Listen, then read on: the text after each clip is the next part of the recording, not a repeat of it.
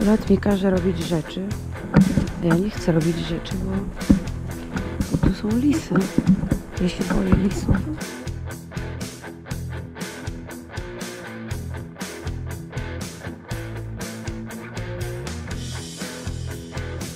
Witam wszystkich z tej strony Ulat. Jest dzisiaj niedziela i nagrywam dzisiaj filmy. Z przyczyn niestety osobistych nie pojechałem dzisiaj na strzelanie, więc mam wolną niedzielę i korzystam z tego jak mogę.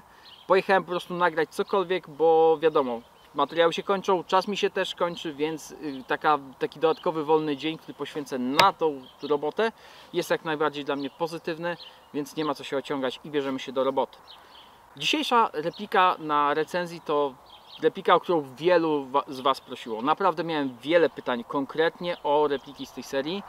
Wszyscy chcieli zobaczyć, jak one się sprawują, jak to wygląda, jak to strzela, gdyż jest to nowość na rynku, a przynajmniej ta seria jest, powiedzmy, nowością, bo to tak na bazie innej serii zrobione, ale naprawdę dużo osób pytało. Oczywiście już wszyscy w opisie widzieli, co to jest, więc nie ukrywajmy, jest to spec na flex.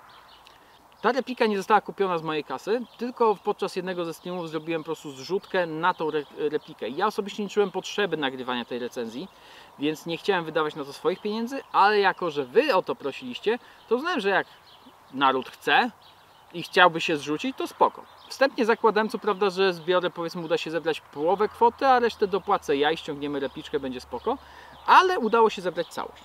Wiąże się to z tym, że nie chciałbym tej repliki zostawiać, powiedzmy, u siebie w kolekcji czy w firmie, ale mam na to pewną koncepcję, co z tą repliką zrobię, jak ona będzie działała, bo chciałbym też zrobić jej porządne testy, ale do tego przejdziemy już na podsumowaniu, po testach, po wszystkim, kiedy też sam będę wiedział, jak ona strzela i co jest tak naprawdę warta, bo na razie tego nie wiem, na razie ją tylko rozkręcałem.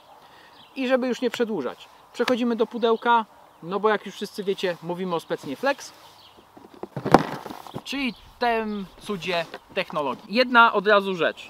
Jak ją dostałem i zobaczyłem pudełko, to byłem naprawdę miło zaskoczony, bo pudełko jest naprawdę fajne.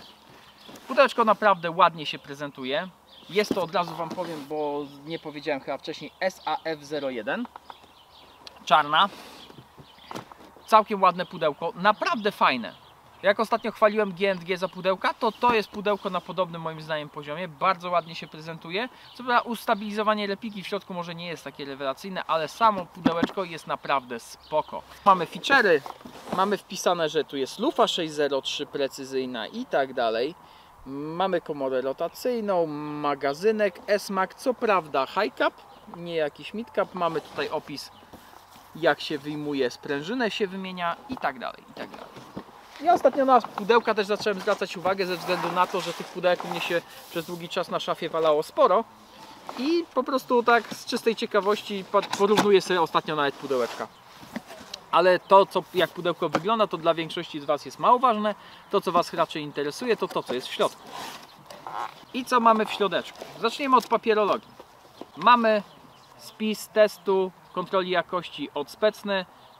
Replika generuje około 370 fps. Jest to bardzo podobny wynik do tego, co ja osiągnąłem, bo to jest na kulkach 20. Ja testowałem na kulkach 0,25 i na kulkach 0,25 miałem 1,28 i 1,26 Joule.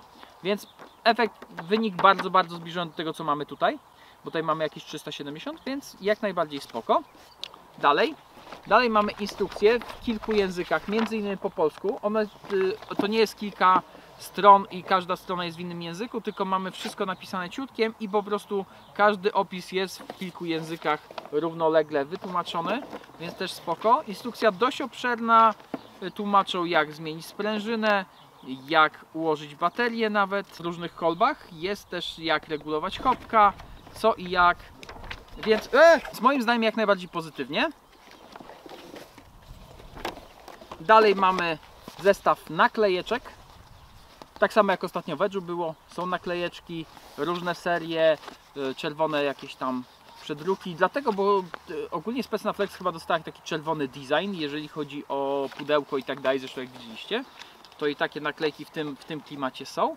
I na koniec mamy katalog z plakatem. Z jednej strony jest katalog replik Core, a z drugiej strony jest zdjęcie specjalca. Większe zdjęcie, taka rozkładówka z takim specjalcem. Niestety z panem, ja wolałbym z panią, ale cóż, nie można mieć wszystkiego. Papierologię odkładamy na bok, bo to nas najmniej interesuje i przechodzimy do tego, co jest w środeczku samym. Czyli pierwsze co, to mamy wycior. Wycior długi, naprawdę długi, bo replika jest króciutka i jej wystarczyłby praktycznie taki wycior. Ten wycior spokojnie powinien wystarczyć do repliki, która ma lufę około 50 cm. Tu mamy lufę chyba 23 cm, więc wycioru mamy spory zapas. Dalej mamy magazynek w stylu S-Mag, ale high-cap. Niestety. Co prawda te high-capy działają całkiem spoko, jeżeli ktoś używa high-capów oczywiście. Ja mam kilka sztuk, które wynajmuję ludziom razem z replikami i one działają naprawdę poprawnie. Co prawda są dość kapryśne, nie w każdej replice chcą podawać, ale zakładam, że skoro dołożyli do repliki, to w tej będzie działał. My przetestujemy potem inne magazynki, bo trochę ich dzisiaj wziąłem. I na koniec, pomijając oczywiście replikę, mamy sprężynkę M90 od Specny, żeby w razie czego móc od razu pójść w C-Kuba. Co prawda przyznam się szczerze, tam jest wstawiona sprężyna chyba około M110, M120. To na 90 będziemy mieli poniżej 300 fps prawdopodobnie na tak krótkiej lufie.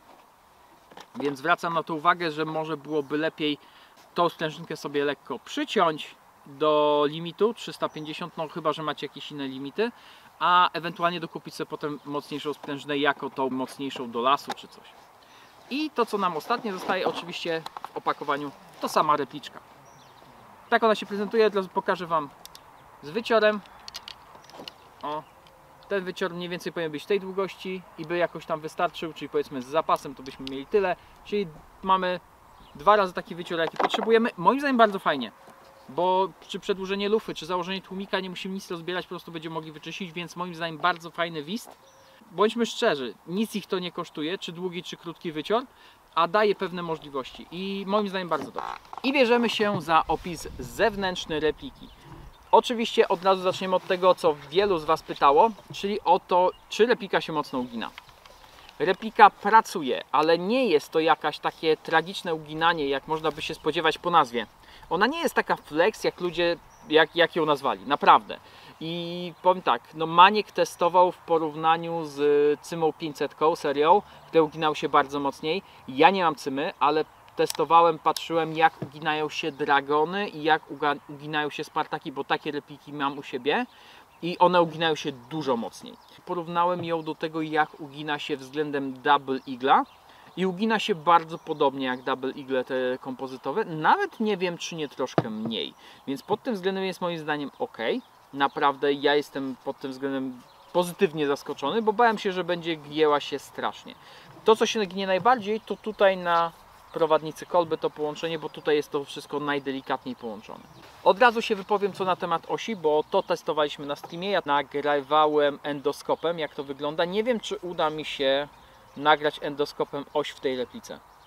Jeszcze i wrzucić jakoś do filmu, żeby Wam to pokazać, ale nie jest źle. Oś jest bliska ideału. Dysza patrzy odrobinę w dół i odrobinę w lewo. Nie jest może idealnie, perfekcyjnie osiowo, ale jest bardzo blisko, więc moim zdaniem i tak to jest bardzo pozytywne zaskoczenie. Bierzemy się teraz za opis zewnętrzny. Tak jak zawsze po kolei lecimy od przodu. Pierwsza rzecz, tłumik płomienia, czy tam urządzenie wylotowe, w tym wypadku bardzo fajne, bo aluminiowe. Względem reszty repliki każdy element metalowy to pozytywna rzecz, więc mamy to jak najbardziej metalowe. Dalej mamy lufę zewnętrzną, która jest też aluminiowa. Co prawda tutaj zwracam uwagę, nie jest jednoczęściowa. Ona jest łączona w tym miejscu mniej więcej, tutaj. I ten przedni element nie jest integralną częścią elementu, który przykręcamy do korpusu. Co się z tym wiąże? Potrafi się to zluzować. Ja sam miałem z tym problem w swoich replikach od Specny, które miały ten typ, że te śrubki mi się z czasem zluzowały i musiałem je dokręcić, bo lufa zaczynała łapać luz. Tu jest wszystko sztywno, ale zwracam uwagę, że jeżeli Wasza replika z tej serii, czy z Cora, czy coś złapie luz na lufie, lufa zewnętrzna zacznie mieć luz, to prawdopodobnie wystarczy dokręcić te kontry i to wszystko się ustabilizuje. Dalej, mamy front. Front oczywiście już kompozytowy, bo to jest główna różnica między Flexem a Corem, że ten front jest z kompozytu.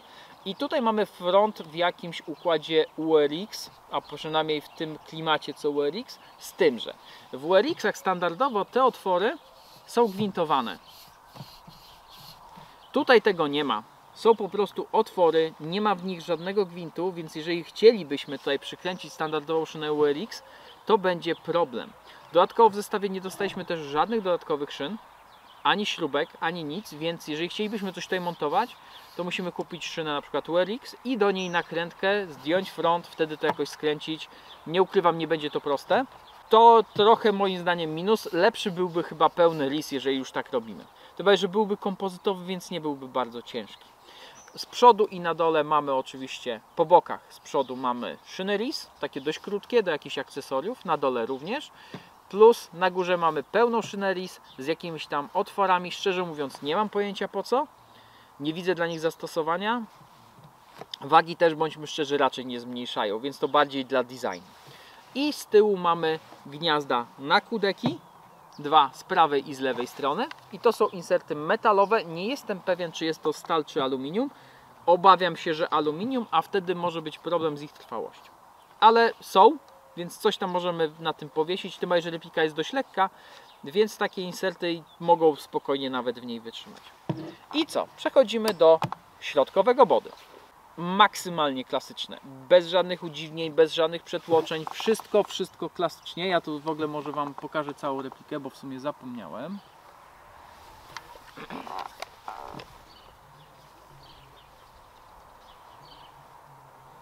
Hop. I body jest bez niczego, tak jak te nowe Double Eagle i tak dalej mają te body poudziwniane, poprzerabiane, tak to jest klasyka klasyki.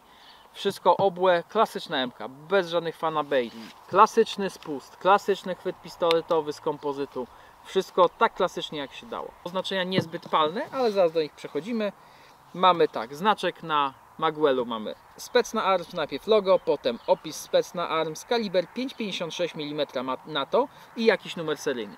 Ciekawe, bo spodziewałem się, że jeżeli będzie znaczek, że Specna Arms, to opis kalibru będzie w milimetrach 6 na kulki BB, a tutaj mamy kaliber palnego, co mnie troszkę zaskoczyło. I to jest wszystko, co mamy z tej strony z opisów. Z drugiej strony natomiast w opisach mamy Specna Arms Industries, tutaj napis, i mamy dwie naklejki. Jedną z hologramem i jakimś numerem seryjnym i drugą zwykłą, klasyczną, też z jakimiś numerami seryjnymi. Nie wiem, co oznaczają, ale są. I ostatnie oznaczenia, jakie mamy na replice, to są oznaczenia trybów ognia. One są wycięte w korpusie, więc nam się nie zetrą czy cokolwiek. I mamy klasyczne opisy auto, semi, safe. I tak samo mamy z drugiej strony, z tym, że od razu zwracam uwagę, selektor jest jednostronny i z tej strony nie mamy ani wskaźnika, ani nic, więc to jest po prostu, te napisy są po prostu dla wyglądu. Nic tam one nas nie poinformują, w jakim jesteśmy trybie czy cokolwiek. Aczkolwiek to akurat moim zdaniem plus. Ja wolę repliki chyba z jednostronnym selektorem ognia. Dużo mniej problemów, dużo mniej dłubania, a jestem praworęczny, więc praktycznie wszystkie repliki dla mnie pasują. Przy tym manipulatorze to powiem, selektor ognia jest metalowy i jednostronny, jak już wspomnieliśmy. Dalej mamy zaczep magazynka, klasyczny przycisk, mały, nieduży przycisk. Oczywiście też jednostronny, nic tutaj się ciekawego więcej nie wydarzyło. Dalej mamy bolt catcha, który też jest jednostronny, metalowy, tak samo jak zaczep magazynka, ale jest tylko atrapą, nie łapie blaszki, więc niestety tylko atrapą, ale metalowy. I na końcu mamy dźwignię przeładowania, jednostronną, ale z powiększoną łapką. Jest to powiększone i prezentuje się całkiem fajnie, chodzi to bardzo przyjemnie, metalowe, więc moim zdaniem ok, znaczy metalowe, no aluminium jakiś tam. I tak naprawdę jeżeli chodzi o manipulatory, to tyle. Oczywiście spust, jak już wspominałem, też klasyczny, chwyt też klasyczny, jak w każdej klasycznej MC, nic tutaj się nie wydarzyło. Na górze repliki mamy oczywiście zamontowane przyrządy kompozytowe i składane. Żeby je odblokować, wystarczy wcisnąć, one same odskakują, bo są na sprężynce. Żeby je złożyć, wystarczy je mocniej docisnąć i też same się zatrzaskują. Nie potrzebujemy drugiej ręki, czegokolwiek, możemy to robić tą samą ręką. Tak, z przodu mamy muszkę, muszka jest regulowana w wysokość, natomiast z tyłu mamy szczerbinkę, a raczej przeziernik, chociaż i to można tak powiedzieć, zaraz wyjaśnię. Bo mamy dwa pierścienie przeziernikowe, mały i duży, do strzelania w dzień i w nocy. Oraz na górze mamy też nacięcie do strzelania typowo z muszki. nie z przeziernika. Nie wiem, czemu jest to rozwiązane, ale jest. Może do jakiegoś szybszego łapania celu niż składanie się do przeziernika. Co prawda trzeba pamiętać wtedy, że mamy inny punkt celowania, bo te nacięcia są wyżej w muszce, więc będzie inny punkt celowania niż przy przezierniku. I to o przyrządach tyle. Przechodzimy do kolby, a raczej tyłu repliki. Pierwsze co, to nie mamy żadnego zaczepu do pasa tutaj na tym pierścienku przy kolbie. Jest to po prostu blaszka, która nam zabezpiecza, tam osłania kable, ale nie mamy tutaj żadnego dodatkowego oczka czy cokolwiek, żeby doczepić sobie pas. Niestety trochę szkoda, bo z tyłu jedyne co będziemy mogli użyć do montowania pasa to jest znowu kudek i ewentualnie nacięcia na samej kolbie, tylko że kolba jest taka dość luźna i nie wiem, czy ja osobiście chciałbym o nią zaczepiać swój pas, więc na to zwracam uwagę. Co dalej? Buffer tube daje nam 6-pozycyjną regulację długości kolby, ale sam jest kompozytowy, zresztą tak samo jak w Specnie Core. Co prawda moim zdaniem to akurat nie jest jakaś wada, to że jest kompozytowy, co prawda no bądźmy szczerzy, no nie jest to replika, którą będziemy wbijać gwoździe i trzeba się po prostu z tym liczyć przy tej cenie. Więc buffer tube kompozytowy, jednym to będzie przeszkadzało, innym nie. Dalej mamy kolbę. Kolba klasyczna SF-ka, tak samo jak z body, klasycznie jak się tylko dało. Mamy tutaj boczki na baterię, a do tego zaraz przechodzimy. Jak już mówiłem, 6 pozycji, złączki QD, miejsca na pasy na kolbie i tak naprawdę tyle. Nic tu się naprawdę więcej nie wydarzyło. Kolba ma całkiem spory luz, szczególnie w tych najdalszych pozycjach ta kolba bardzo mocno pracuje. Czy jak ktoś by chciał sztywniej, to trzeba by to sobie usztywnić jakimś velcro czy izolką czy czymkolwiek, bo naprawdę na tej kolbie jest naprawdę spory luz. Moim zdaniem troszkę za duży, aczkolwiek nawet w palnych taki luz potrafi występować, więc kwestia powiedzmy przyzwyczajenia. I to co jest w kolbie najważniejsze, czyli pojemność na baterię. Żeby się dostać do zasobnika na baterię, musimy ścisnąć tutaj takie dwa ząbki, które są tutaj w wewnętrznej stronie tej jakby kolby. Ściskamy je, wtedy odskakuje nam stopka. Stopka jest co fajne gumowana. Ok. Dalej musimy wyjąć tutaj taką zaślepkę, element dodatkowy i mamy dostęp do baterii, znaczy do powiedzmy miejsca na baterię i przewód zasilający. Niestety przewód z tamiją małą, nie wiem czy doczekamy się, że kiedyś to zniknie, mam cichą nadzieję, tym bardziej, że Specna już w niektórych swoich replikach już też ma T-Connecty, więc nie wiem czemu nowa seria jest dalej na Tamiyi. Nie wiem, ale niech tak będzie, niech im tak będzie. Co do pojemności baterii, w tą kolbę bez problemu włożyłem baterię trójdzielną 2011-1, bez żadnego bólu, weszło bez bólu. 1100, 1200, te małe też trójdzielne wchodziły bez problemu. Dwudzielne też bez problemu wchodziły, nie miałem problemu z tym, w ten sposób. I na tą chwilę to wszystko. Lecimy na testy, znaczy nie, lecimy teraz do warsztatu, znaczy teraz Wy będziecie oglądać warsztat, bo ja już warsztat ogarniałem. I potem po warsztacie lecimy na testy i to ja też lecę właśnie, żeby zobaczyć jak to faktycznie strzela i tam na podsumowaniu powiem jak będzie ta replika dalej służyć i jaki mam na nią pomysł. Bierzemy się za opis wnętrza Specny Flex. Pierwsze co zrobiłem, to zrobiłem chrono w warsztacie, żeby nie brać jutro chronografu na już ogólne testy i tak dalej, bo po prostu będzie mi się nie chciało, a zwykle mogę o tym zapomnieć. Więc zrobiłem chrono. Jest delikatnie wciśnięty hopek. Delikatnie i to mniej więcej tak wygląda. Mamy 330 fps na kulkach 25. No ostrz. O, mam nadzieję, że jest ostro. Rozrzut fps jest stosunkowo nieduży, bo jest około 4-5 fps. W stoku to jest naprawdę ok.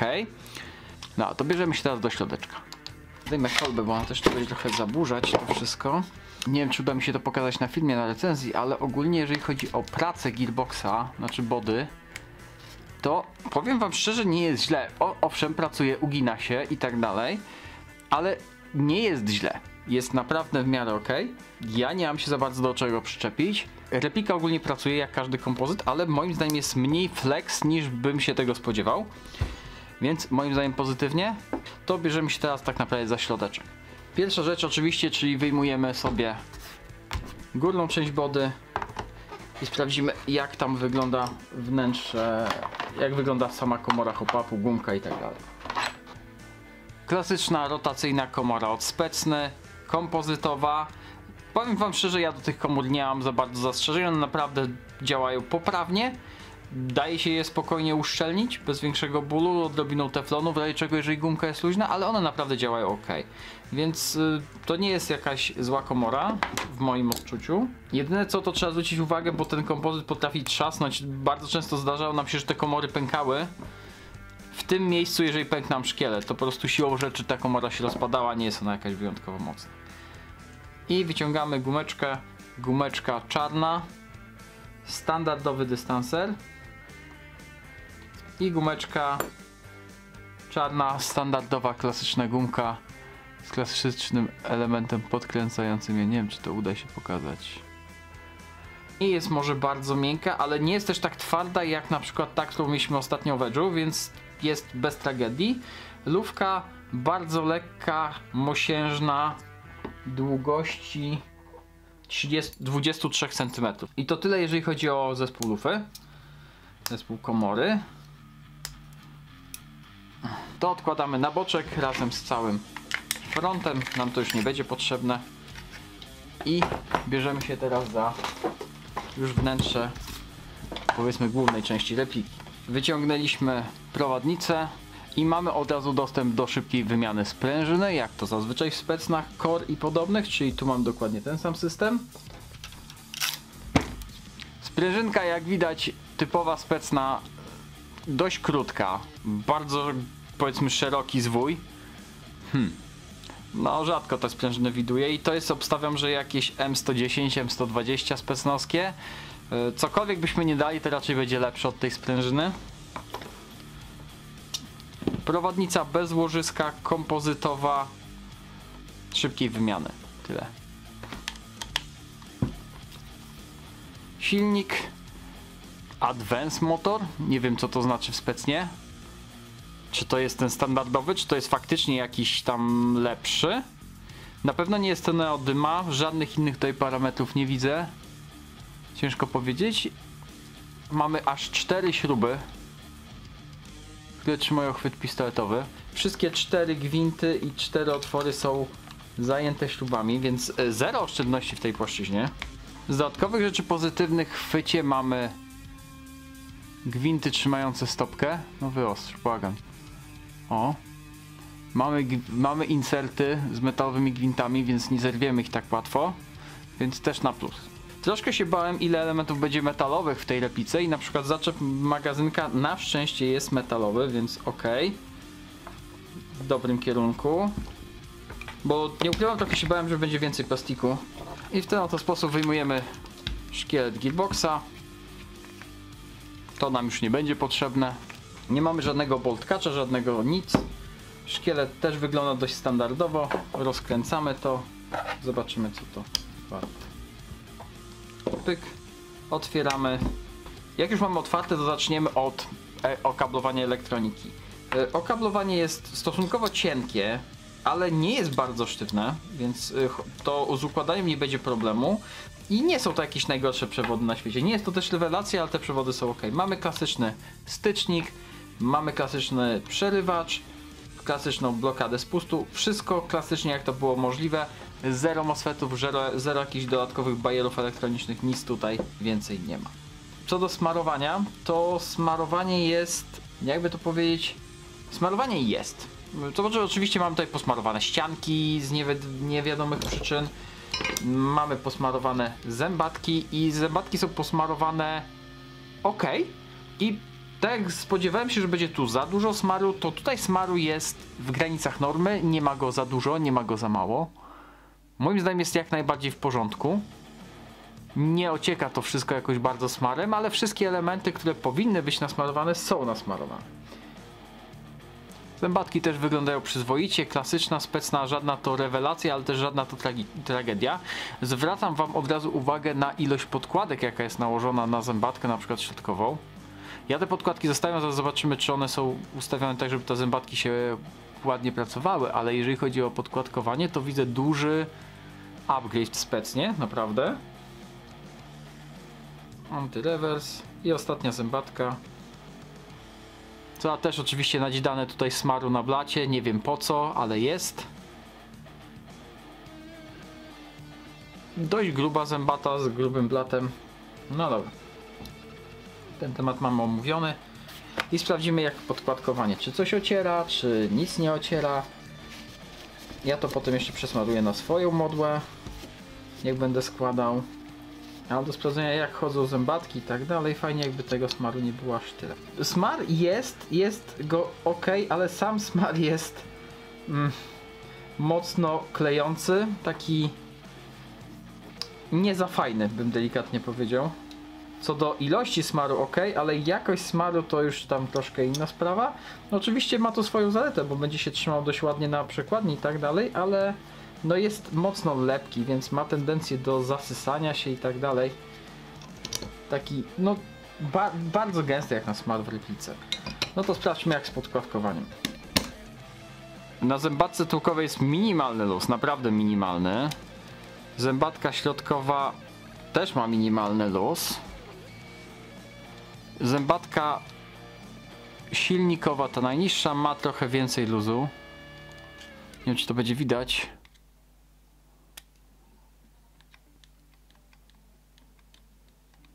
I ta zębatka ma najwięcej. Jest to jakieś 0,2-0,3 luzu. Tak trochę na oko. Ale nie ma tragedii, powiem szczerze, jest to chyba jedna z lepiej wypodkładkowanych specn, gdzie te podkładki naprawdę są tam, gdzie mniej więcej powinny być, w ilości jakiej być powinny. Jedynie jest trochę luzu na zębatce silnikowej, którą bardzo często się troszkę luźniej podkładkuje, bo potem to regulujemy sobie jeszcze silnikiem, więc moim zdaniem jest naprawdę ok, jeżeli chodzi o ten element. Ja potem dołożę tutaj sobie jedną podkładeczkę, żeby to ładnie ułożyć, resztę zostawimy w stoku do testów, bo chcielibyśmy przetestować tą replikę jak najbardziej w stokowej wersji. Dobra, zobaczmy co mamy w środku cylindra. Tłok ze stalową szczęką, kompozytowa wentylowana głowica tłoka, żadna jakaś tam wyjątkowa rewelacja, standardowe części, które możemy spotkać w specnie Core. Aluminiowy cylinder typu drugiego, nasmarowany w środku też tym niebieskim smarem, który jest mocno klejący. No powiem szczerze, nie polecałbym tego smaru wkładować do środka do cylindra, więc zaraz będziemy wymieniać smar. Głowica kompozytowa, dysza, bez żadnej uszczelki. Dobra, zobaczmy jak ze szczelnością całego tego układu. O! Mamy szczelność na głowicy cylindra, to na pewno. Co trochę mi tutaj ta jedna uszczelka powoduje, że mi wszystko ucieka. Ale mamy szczelność. Tu mamy szczelność. Zobaczmy teraz jak z dyszą. Dyszę oczywiście założymy w wersji wysuniętej. No i na dyszy mamy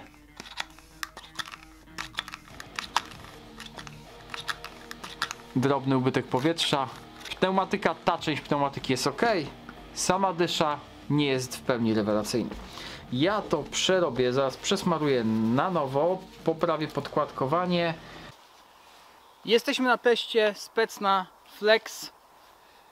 Nagrywa wszystko, lecimy na początku 40 metrów, kulki 25 Specna Edge Bio. Zobaczymy jak to wali. Co prawda mam dużo słońca, trochę martwię się, czy nie będzie mi świeciło słońce w obiektyw, czy nie będzie mi zasłaniało trochę obrazu, więc postaram się stanąć tak troszkę w cieniu.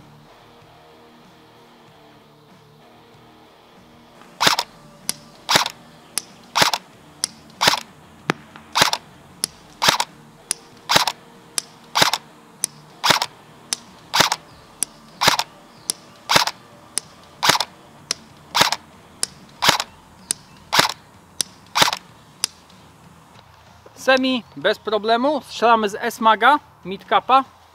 Zobaczmy auto.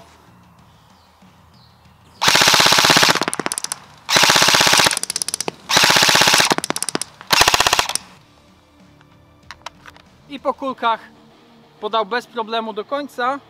I jak widzieliście na 40 metrów zero problemu, wszystko ładnie w cel praktycznie. Już teraz mogę powiedzieć, że to strzela lepiej niż Specna Edge. Jedyne co to chyba mam ciutkę za dużo hopa, więc go odrobinę zmniejszę. Ale lecimy na 50, bo na razie jest ok. Jesteśmy na 50 metrach, kontynuujemy test, bierzemy teraz magazynek od PTS-a. Też się wpiął bez problemu, więc zakładam, że nie będzie też problemu z podawaniem. I testujemy kulki jak wcześniej. 25, najpierw semi, potem auto.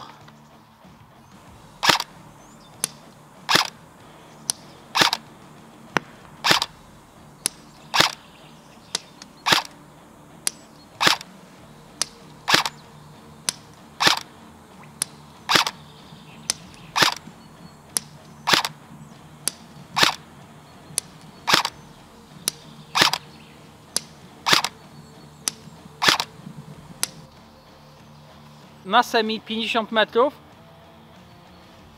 i wszystko w celu. A to jest replika poniżej połowy ceny tego, co płaciłem za Edge'a ostatniego, SAE14, gdzie na 50 metrach nie mogłem trafić w cel, bo hopek mi przeszkadzał. Tu jest naprawdę dobrze, zaskakująco dobrze. Mamy trochę wiatru od lewej, więc troszkę nam te kulki też zawija, ale mimo wszystko bez problemu idzie się wstrzelić, więc moim zdaniem jest naprawdę ok.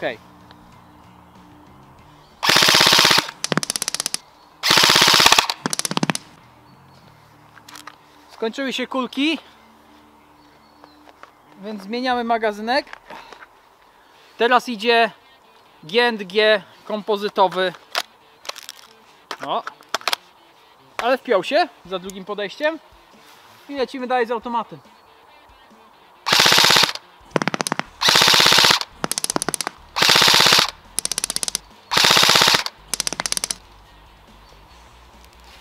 Ja się nie mam do czego przyczepić.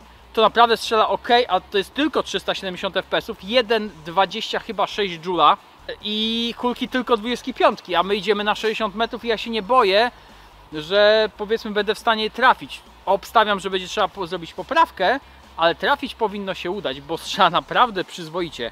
Jesteśmy na 60 metrach, zostajemy na razie na tym magazynku. Mam jeszcze dwa, które będziemy testować. Najpierw semi, potem auto, kulki dalej 25. Nie wziąłem 30, bo żeby ustawić hopa do 30 mieliśmy już duże straty energii, no bo to bądźmy szczerzy, mocy dużej nie ma. Do tego hopek jest standardowy, klasyczny, chociaż działa, jak się okazuje, całkiem nieźle w porównaniu szczególnie z Edge'em. No i zobaczmy, co z tego da się ukleić. Tutaj już obstawiam, że będziemy potrzebowali poprawki.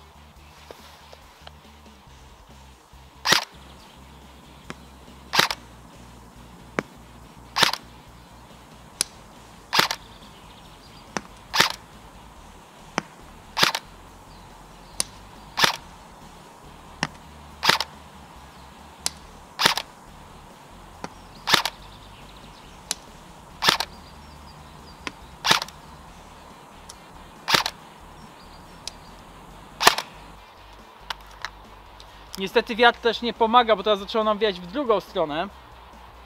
Zresztą co widać, co się dzieje z plandeką. Ale daje się i tak trafić. Co prawda, żeby trafić, muszę strzelać w górną krawędź plandeki. Celuję. Czyli jakieś pół metra nad cel. Ok.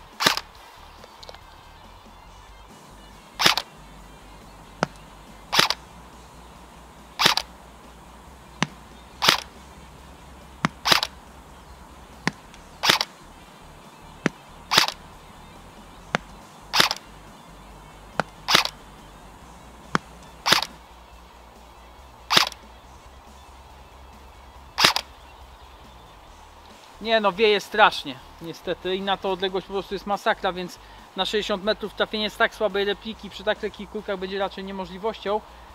Postrzelamy teraz z automatu i zobaczymy, jak to pyknie. Mam nadzieję, że będzie ok.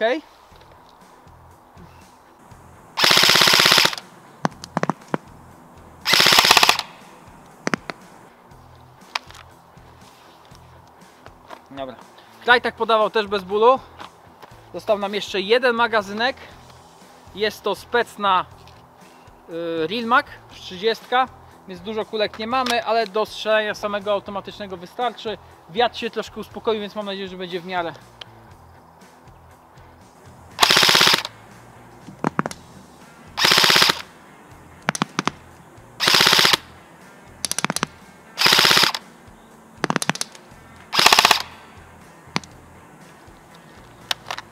I to było na tyle, skończyła mi się amunicja, więc kończymy test, dalej nie ma co iść, bo nie jestem w stanie trafić i powiem wam szczerze, jest ok, na 60 metrów co prawda miałem problem się wstrzelić, niestety wydaje mi się, że to w większości był problem wiatru. Zresztą pewnie widzieliście. Dobra, idziemy na podsumowanko. Mogłabyś pójść wyłączyć tamtą kamerę? Wyłączyć i nawet możesz zebrać statyw sam. Sam. No bo plandekę zostaw. Ulat mi każe robić rzeczy, a ja nie chcę robić rzeczy, bo tu są lisy. Ja się boję lisów. Kiedyś moją koleżankę lis podszedł do niej i ją tak nosem tycnął w twarz i to było straszne. I ja się po prostu boję lisów. Nie tylko lisów, w sumie wszystkiego się boję. Jelonków też i dzików. I niedźwiedzi. Nie ma niedźwiedzi tu, nie? Dobra, krótkie podsumowanie, jak strzela repliczka Specna Edge Flex. Powiem szczerze, ja jestem pozytywnie zaskoczony, bo jest to naprawdę tania replika. Bez żadnych fanaberii, bez żadnych wymysłów i strzela naprawdę ok. Powiem wam szczerze, że jeżeli chodzi o działanie samego chopka, gumki, to jestem bardzo pozytywnie zaskoczony. Bo kręciło bardzo równo, bardzo powtarzalnie, nie miałem problemów z przekręcaniem górę-dół, czy z nierównością jakoś podkręcania, czy powiedzmy z podkręcaniem raz w lewo, raz w prawo, co zdarzało mi się w Specnie Edge, która ma tego wybitnego flata od Specny, który jest naprawdę słaby i ta gumka w tamtej replice Edge by robiła lepszą robotę niż to, co tam wstawiła Specna, więc naprawdę to strzela naprawdę ok. Na 50 metrów nie było żadnego problemu z trafianiem. Wszystkie kulki leciały mniej więcej tam, gdzie chciałem. Powtarzalnie, nie było źle. Pamiętajmy, że to replika za 500 zł też, nie? Więc nie wymagajmy jakoś wybitnie dużo. Ale naprawdę było ok. Na 60 metrów w semi nie byłem w stanie się praktycznie wstrzelić. Głównie ze względu na to, że nam strasznie wiało i cały czas odwijało nam kulki, a to w lewo, a to w prawo i był po prostu problem. I to chyba tyle, jeżeli chodzi o testy. Co... O, Mafi wróciła. Jesteś w rogu. Nie wróciłaś? Dobrze. Co do ogólnie podsumowania już powiedzmy recenzji. Replika jest niedroga. Bądźmy szczerzy. Kosztuje tam 550 zł, czy nawet niecałe, więc nie są to jakieś bardzo duże kwoty i moim zdaniem wygląda ok. Jest z kompozytu. Praktycznie w całości, poza lufą zewnętrzną, jakimiś dodatkami, to praktycznie wszystko jest kompozyt.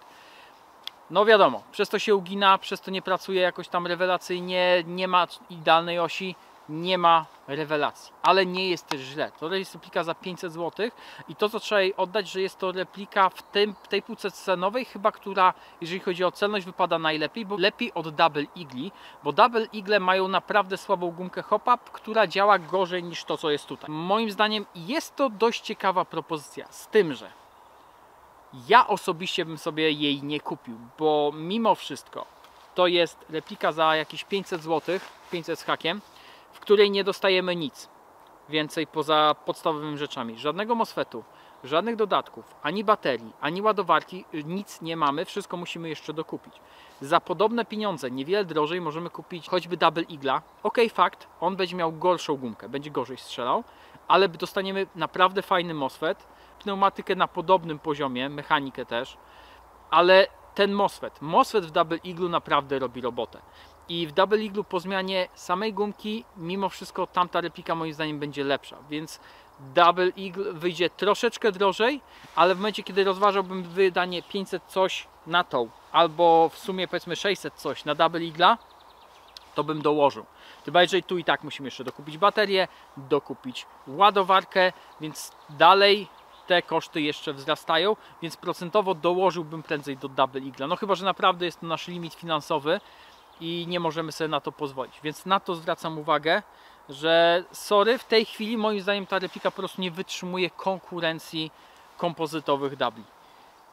Widzieliście wnętrze, widzieliście jak strzela, widzieliście jak to wygląda zewnętrznie i teraz powiem wam krótko, jaki jest cel tej repliki, bo tak jak mówiłem, replika została kupiona z dotacji, nie ja wyłożyłem na to pieniądze, tylko tak naprawdę wy, widzowie, więc głupio, żeby została u mnie, jednocześnie nie czułem, żeby dobrze byłoby ją, powiedzmy, dawać na konkurs, z tego względu, że osoby, które wpłacają na te dotacje, to zazwyczaj są osoby, które mają już repliki i mają bardzo często nietanie repliki. Ta replika by trafiła do nich tak naprawdę albo po to, żeby ją mieć, żeby sobie leżała, albo żeby ją zaraz sprzedali, więc moim zdaniem troszkę mijałoby się to z celem, więc wpadłem na inny pomysł. Zresztą leżąc w łóżku po prostu myślałem, co z tym fantem zrobić, jak temat ugryźć i przyszła mi do głowy taka myśl. Ta replika... Myślisz o takich rzeczach w łóżku? Tak, jak zasypiam. No. I teraz przyszła mi do głowy taka myśl, że ja tą replikę zostawiam u siebie, bo ja również wynajmuję sprzęt, jak ktoś chce zacząć, jak komuś się coś zepsuje i ja zazwyczaj mam repliki. I ta replika zostanie u mnie właśnie w takiej formie, z tym, że wynajęcie tej repliki będzie za darmo. Jeżeli ktoś przyjdzie do mnie na strzanie, chce zacząć, nie mam repliki, chce się pobawić, chce spróbować, nie mam pieniędzy, proszę bardzo, to jest replika dla Ciebie, będziesz z tego strzelał i ja nic za tą replikę nie chcę. Jedyne co, jeżeli nie będziesz miał własnych kulek, to ja powiedzmy za tam kilka groszy Ci udostępnię jeszcze kulki. Tak naprawdę zapłacisz tylko za amunicję, a replika jest całkowicie za darmo. Oczywiście replika wtedy będzie z baterią i tak dalej, bo to też dam wtedy w zestawie. Więc to będzie forma, podczas której ja tą replikę porządnie przetestujemy, zrobimy jej test taki stresowy, bo jeżeli ma coś się stać kompozytowej replice, to właśnie w rękach człowieka, który ją wypożycza, nie ma doświadczenia, jest pierwszy raz czy drugi na strzelaniu i nie będzie o tą replikę dbał, bo bądźmy szczerzy, nikt o wypożyczany sprzęt nie dba, szczególnie jeżeli dostaje go za darmo, więc to będzie chyba najlepszy stres test dla tej repliki, a przy okazji posłuży dobremu celowi. Bo przyjdą nowi ludzie, będą mogli spróbować, nie będą musieli inwestować pieniędzy, nic ich to praktycznie nie będzie kosztować, żeby się po prostu z nami pobawić. Więc taka opcja będzie. Ja tą replikę też postaram się mieć ze sobą na strzelaniu zawsze. Będzie po prostu jeździła zawsze w aucie, ja zawsze mam tam jakieś baterie, więc zawsze będzie gotowa na to, żeby kogoś tam w nią wyposażyć. Więc jeżeli na strzelaniu powiedzmy nikt nie będzie jej po prostu wynajmował, bo nie będzie nikogo nowego, mu się replika skrzani, to też tą replikę ode mnie dostanie na strzelanie. Masz, strzelaj, baw się dobrze. Wiem, że to nie jest rewelacja, że powiedzmy nie strzela to najcelniej, ale jest i nie musisz jechać do domu. Tylko dalej masz replikę, możesz się bawić. I taki cel przyświeca tej replice. Mam nadzieję, że pomysł się Wam spodoba, że nie będziecie mieli mi za złe, że nie wyrzuciłem jej z okna, tak jak niektórzy prosili. Chociaż koncepcja była taka, że nagram taką scenkę, że wyrzucam ją z okna na pierzynę albo na jakiegoś dmuchany materac, cokolwiek, żeby jej się, broń Boże, nic nie stało. Tylko po to, żeby spełnić Wasze oczekiwania, ale uznałem, że bądźmy szczerzy. Nie będziemy sobie robić jaj. Ta replika posłuży czemuś dużo lepszemu niż wyrzucenie jej do ognia, połamania jej, sprawdzenia kiedy się roztapia i tak dalej. Nie taki jest cel. Wywalenie tej repliki albo zniszczenie jej dla ucieszy, żeby nabić sobie wyświetlenia, to moim zdaniem jest bardzo prymitywne zachowanie i w ogóle nie mieści się w moim światopoglądzie w żaden sposób. Więc ta replika posłuży. Po prostu posłuży temu, żeby propagować ASG. Tyle. Najlepsze, co można z nią zrobić tak naprawdę. Przynajmniej tak mi się wydaje. Ja bardzo dziękuję wszystkim, którzy się dołożyli na tą replikę, bo to dzięki Wam jest kupiona, dzięki Wam jest recenzja i dzięki Wam ktoś będzie mógł się nią pobawić za 0 zł. Tak? Dziękuję też wszystkim za oglądanie, dziękuję patronom za wsparcie i do zobaczenia ponownie.